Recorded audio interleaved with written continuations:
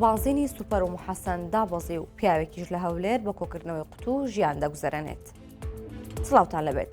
دوای بڕیارەکەی حکوومەتی هەرێم بۆ دابەزاندنی نرخی بانزینی سوپەر و محەسەن، زۆربەی بانزیخانەکانی هەولێر نرخەکانیان جێگیر کرد و هەندێکیشیان بانزینیان لێبراوە. بەپێی بڕیارەکەی حکوومەت هەر لیترێک بانزینی سوپەر بە 1200 دینار و محەسەنیش بە 1000 دینارە. جەنگی مەجید لە ئەنجومەنی بانزیخانەکانی هەولێر بە 964 وت. ئەو بانزینەی لە ئێستادا لە بانزیخانەکان دابەش دەکرێت هەر بانزینە کۆنەکەی و هێشتا بانزینی تازەیان بەدەست نەگەیشتووە. بەشێک لە خاون بانزیخانەکان دەڵێن لە ئێستادا زەرەریانە، چونکە بانزینەکەیان بەگران کڕیوە و ئێستا بە هەرزان دەیفرۆشن. هەر لەوبارەیەوە سالار محەممەد سەرپەرشتیاری لیژنەی چاودێری لە سامانە سروشتیەکان بە 964 وت. بەردەوام چاودێری بانزیخانەکان دەکەن و دەگەڕێن بەسەریاندا. هەرکە سوولایەنێک پابندی بڕیارەکەی حکوومەت نەبێت لێی خۆش نابن و سزای دەدەن.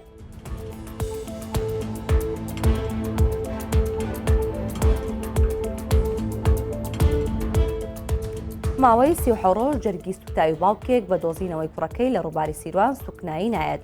ئەمڕۆژ خەونێکی دیکەیان نەهاتە دی.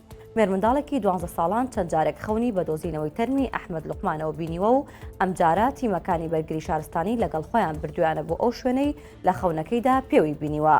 لە ناحەیەی کوڵەجەوە مێرمنداڵەکە لەگەڵ تیمەکانی بەرگری شارستانی و خۆبەخشان و کەسوکاری گەنجە خنکاوەکە ڕۆیشتنە ئەوێ و جێگایی ئەوکە خەونی پێوە بینیوە. بەڵام لەوێش هەموو خۆبەخش و تیمەکان تاتوانیان گەڕان و نەیان دۆزیەوە.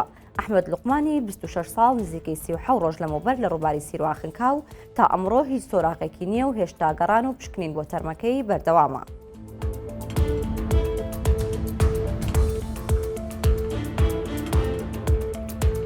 لەسەر ڕێگای زاخۆ شۆفێرێک لە نێوەی ڕێگا کەسێکی سەرخست و لە وەڵامی چاکەکەی ئەو کەسە دزی لێکرد و 2 ملیۆن دیناری لێبرد.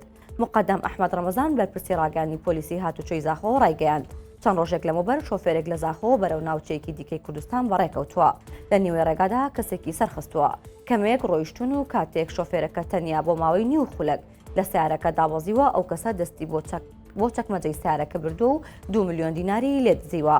ئاماژەی بۆش کرد دوای ماوەیەک لە گەڕامن و بە دووادا چۆن پۆلیس و هێزە ئەمنیەکانی زاخۆ توانیویانە دزەکە بدۆزنەوە و دەستگیری بکەن. تاوەکو ئێستاش گیراوە و لێکۆڵینەوەی لەگەڵ بەردەوامە.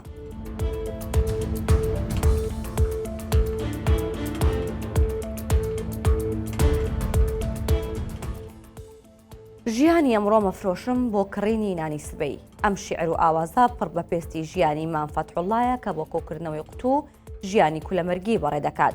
فەتحوڵڵ عەبدوڕەحمان خێزانی کۆچی دوایی کردو و 2 منداڵی کوڕەکەشی بەسەریدا بار بووە کە ئەوانیش دایکیان نەماوە. ڕۆژانە بە عەرەبانەکەی دەستی تەواوی شەقامی 60 مەتری هەولێر دەگەڕێت بۆ ئەوەی فەردێک قوتوو کۆ بکاتەوە 5 بۆ 6 هەزار دیناری دەست بکەوێت. مام فەتحوڵڵا بە 964 وت. 35 ساڵە کرێچیم و 2 ساڵە بە ناچاری ئەم ئیشە دەکەم.